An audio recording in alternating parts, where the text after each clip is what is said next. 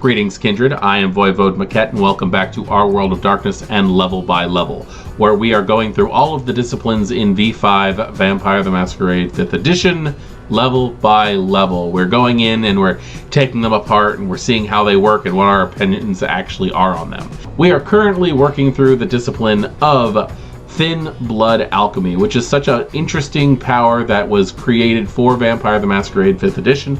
And yesterday we went through Profane Hieros Gamos. Now, I was informed after I uploaded the video yesterday by Auburn to Amaranth, one of our community members, that Profane Hieros Gamos had actually received the errata treatment way back on September 6th, 2019. And it being the end of 2021, I was a little bit behind the times on that one.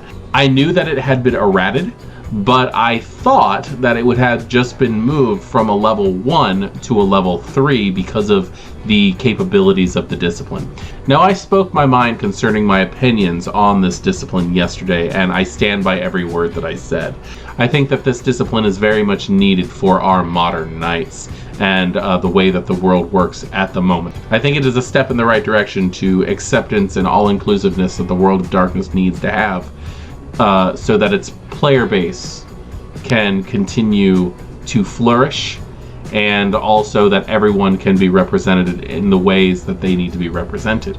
And as it is, the World of Darkness team is going by leaps and bounds to make sure that that kind of thing happens.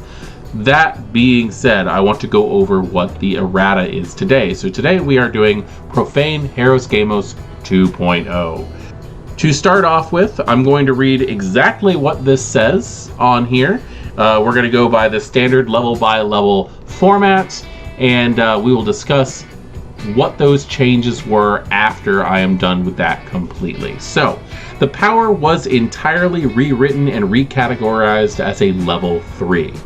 The updated text states, "To the alchemist, rebirth and renewal are not locked behind the ritual of sacred union between two opposites.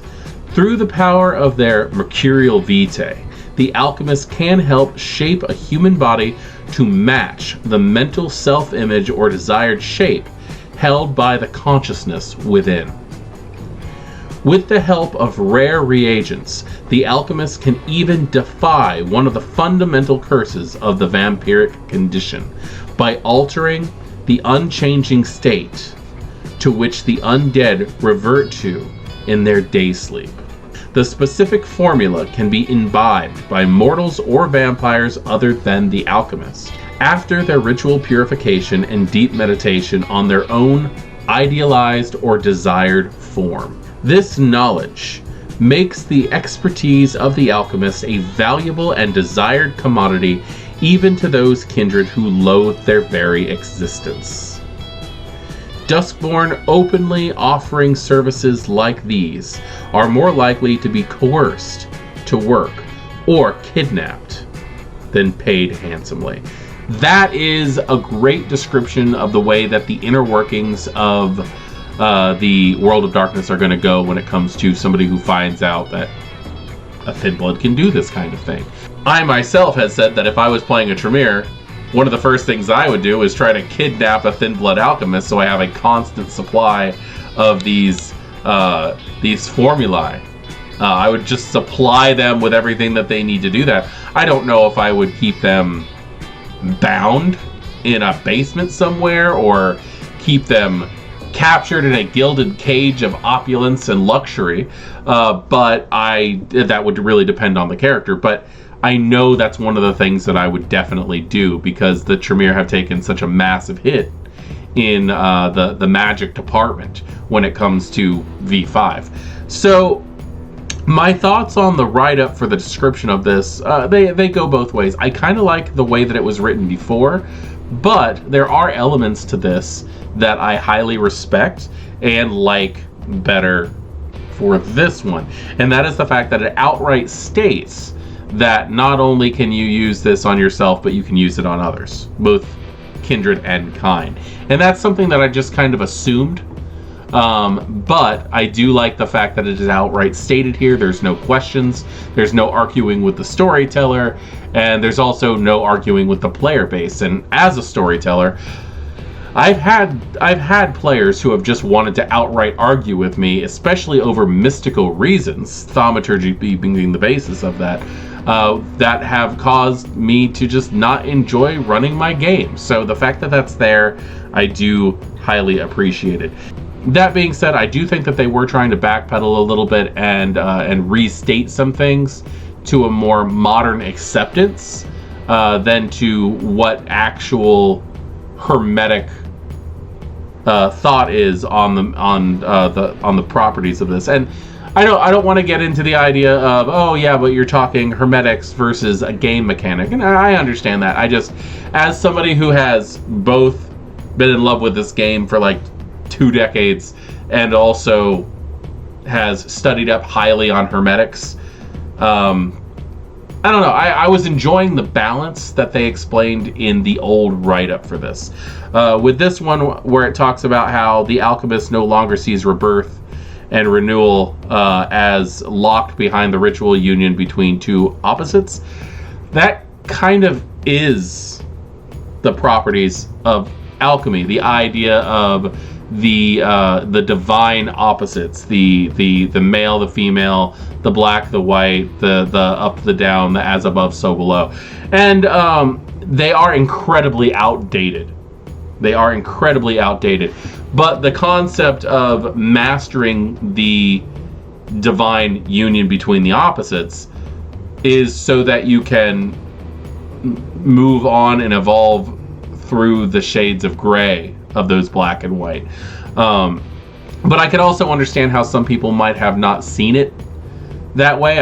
I think my years of studying in the Hermetic arts has actually filled in blanks that were not there in the other write-up. So I think that is really me, not this. I think this is written really well, and I think that it is also being highly representative of the player base and of the individuality of the people there. So good on you, World of Darkness. I do just prefer the write-up of the old one better, but again, I think that's more my personal leanings, not the actual quality of the write-up. Now, diving into the ingredients for what we have for this formula, it states the alchemist's own blood, which makes a lot of sense. That is in all blood alchemy formula. Melancholic and phlegmatic human blood, and entheogenic substances. In this write-up, they've made it so that it's specific resonances and not the blood of people who identify as the gender that you are trying to accomplish here, because they've actually widened the perspective of what this discipline does. It doesn't only put you on the spectrum of gender, but the spectrum of shape. And what I mean by that is, if you look at some of the more the older versions of the way vicissitude works, where you have evolved past human. This version of Profane Hieros Gamos actually reminds me of the novel The Lost Symbol by Dan Brown. It's one of the novels that they made that was not turned into a movie. Unfortunately, it's probably my favorite story in that entire series. But the idea of being able to use hermetic ideals to evolve past the limitations of the human body, which really falls in line with the concept of what Asya Dahaka, or the Tzimisce version of Golconda, truly would be, the physical evolution over the spiritual evolution. Now, achieving this physical evolution could actually ignite spiritual evolution, so that should not be understated, and I don't want to be misinterpreted on what I'm trying to say there. But the use of melancholic and phlegmatic blood, instead of trying to track down someone who already has attained the identity that you're trying to go for, it makes a lot more sense. But also the idea behind it is, I don't know. I think I'm still stuck in the the other way, where it was just more about finding your own perfect gender over finding your own perfect form. The other ingredient is entheogenic substances, and these are going to be mind-altering plants, usually. There are other things, but psychedelic mushrooms and things like that. It's things that are going to open your mind to new perceptions.